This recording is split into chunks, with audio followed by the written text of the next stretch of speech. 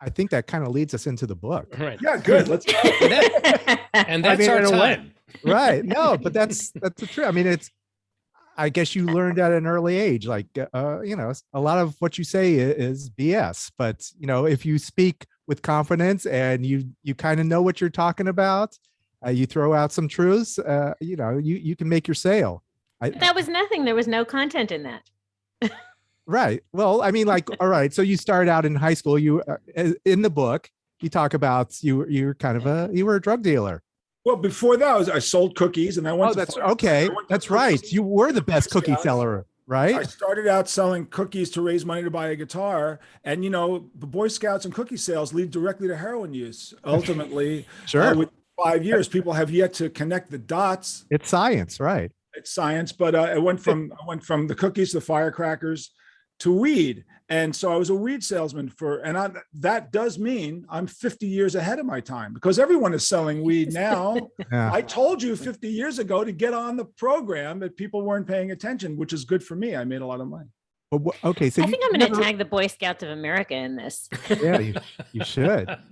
What was the secret to selling cookies? Because, what were you persistent? The secret to it was this, as I say in the book, and Steve has heard a billion times.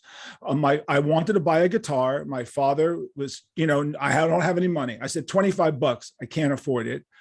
So I had been thrown out of the Boy Scouts for having long hair and for taking a political stand at the age of 12, because I said, I don't need to get a letter from a rabbi to become an Eagle Scout. I think that's offensive to me. I said, the guy doesn't know me, and my parents are not practicing Jews. And I said, I refuse to get a letter from a stranger saying that I'm a good person. I don't care. So I quit.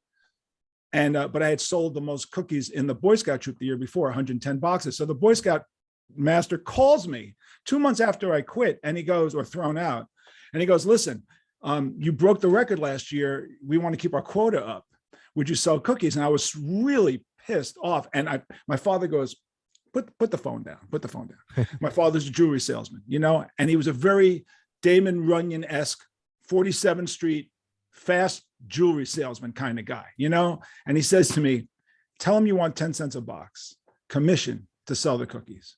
And if you do that, we'll sell enough cookies for you to get the guitar. So I said, would you give me 10 cents a box commission? He goes, done. So my father drags me down to 47th Street and makes every rabbi on 47th Street buy cookies. My son, the boys. So we sold 242 boxes, hence $24.20. Hence my dad kicked in 80 cents, the big spender, and I bought my first guitar.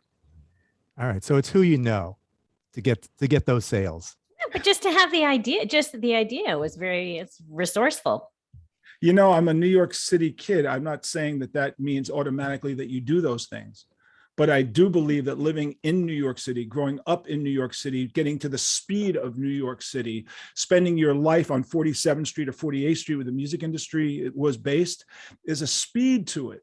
And no one I knew at the time thought anything of it other than that was the speed by which we did business. So there were all these young hustlers, tons of them. And I'm not saying it in a nefarious way, just everybody was out hustling. You hustle really a lot. You hustle a lot in New York. And so I believe that was advantageous to me.